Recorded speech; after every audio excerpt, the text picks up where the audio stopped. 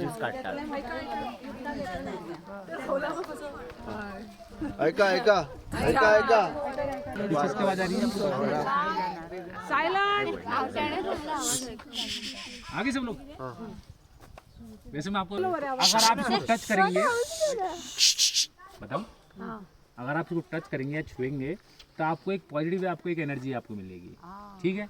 इस पेड़ को जो दिख रहा है आपको, ये पेड़ उत्तराखंड का सबसे कॉस्टली और कॉस्ट में इंडिया के सेकंड नंबर पर रखा गया है.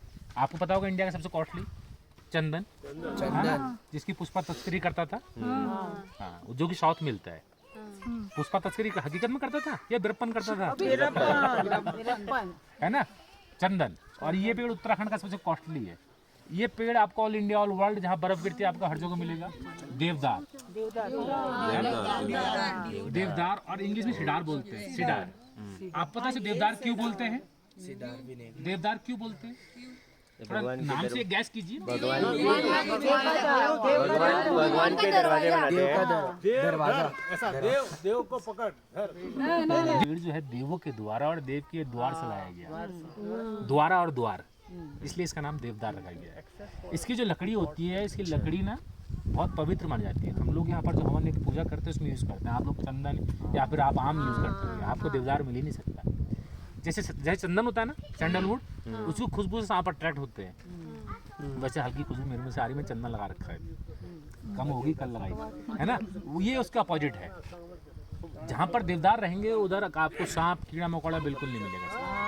हाँ, इसकी एक मान्यता ये भी है, अगर आप इसकी लकड़ी से जो घर का प्रयोग होता है ना, एंट्रेंस चौखट, आप वो बनाते हो तो आपके घर में कभी कीड़ा मकोड़ा कॉकरोच कभी नहीं हो सकता जी. और इसकी जो लकड़ी है कभी सड़ती नहीं है, कभी दीमक नहीं लगता है. तो ज्यादातर जो पानी के जहाज, हाउस बोट, जो ट्रेन के स्लीपर बनते थे ना पहले, वो सब इससे बनते थे. पर अब इस पेड़ को काटना अलाउड नहीं है. अब तो इधर सीमेंट से रेडी के आते हैं. ये देवदार की जो पेड़ की जो एक एज जो रखी गई है, एज लिमिट जो है, कम से कम ये पेड़ जो है 1.5 से 2,000 साल तक जीवित रहते हैं सर. यहाँ पर एक जागेश्वर धाम, आपने सुना होगा जागेश्वर धाम? गए या जाएंगे या कभी फ्यूचर प्लानिंग है ना, कभी उनको फिर पकड़िए और जागेश्वर तक जाइए नेक्स्ट टूर में. ठीक है. जागेश्वर धाम अभी उत्तराखंड गवर्नमेंट इसको 5 धाम में घोषित करने वाला है. अभी 4 धाम है, पर नेक्स्ट अब जागेश्वर धाम 5वां घोषित करने वाला है. शिव ज्योतिर्लिंग है, वहाँ पर शिव पार्वती का विवाह होता है. और वहाँ पर आप जाएंगे तो वहाँ पर आपको ये 1.5 से 2,000 साल पुराने आपको पेड़ मिलेंगे. उनकी इतनी लेंथ है कि अगर आप 4 से 5 आदमी उसको पकड़ेंगे तो आपके हाथ में नहीं आएंगे सर. और जैसे मैंने आपको ऊपर पाइन ट्री दिखाया ना, पाइन ट्री का जो ऑयल निकालते हैं, उसकी बाल को कट कर उसकी लकड़ी से ऑयल निकालते हैं. पर इसका ऑयल जो होता है इसकी बार से निकलता है, उसका अपोजिट है, छाल से निकलता है. इस ऑयल, हाँ, ये ऑयल निकल रहा है. इसका ऑयल कम निकलता है इसलिए कॉस्टली है, पर जितना कॉस्टली है उससे कहीं ज़्यादा फायदेमंद. सिडार ऑयल, इसका जो यूज़ करते हैं मेडिसिन में, अगर किसी को स्किन डिजीज है सर, चर्म रोग है, जैसे किसी को एक्जिमा, सोराइसिस, सनबर्न, ल्यूकोडर्मा, या फिर आप लेप्रोसी, कुष्ठ रोग भी जानते हैं कि एक्जिमा जो होता है इसमें डिजीज होती है, फंगस, जो कि कभी खत्म नहीं होती. आप जब तक केमिकल मेडिसिन लेंगे, जब तक लेंगे, आपका एक्जिमा कंट्रोल रहेगा, छोड़ देंगे तो आपका एक्जिमा हो जाएगा. या फिर लेप्रोसी, छोटा सफेद दाग होता है, धीरे धीरे पूरी बॉडी बढ़ जाती है ना. बोलते हैं कि लेप्रोसी जो होता है, कहते हैं अपना जेनेटिक भी चलता है ना, पीढ़ी दर पीढ़ी होता है वो. अगर आप इस ऑयल को यूज़ करते हैं, लेप्रोसी तो गारंटी नहीं लेता, पर फिर बहुत हद तक कंट्रोल करता है.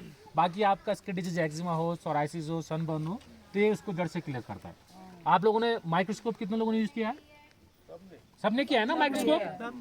आप जब माइक्रोस्कोप जब यूज़ करते हैं तो उसमें क्लियरेंस के लिए पहले एक ऑयल का ड्रॉप यूज़ किया आता है, क्लियरिटी के लिए करते हैं ना. वो सिडार वुड ऑयली होता है, पर वो ऑयल आपको प्योरीफाई करके दिया जाता है. जो डायरेक्टली ऑयल निकलता है वो मेडिसिन यूज़ किया है. बहुत सारी चीज़ चल रहा है फिर.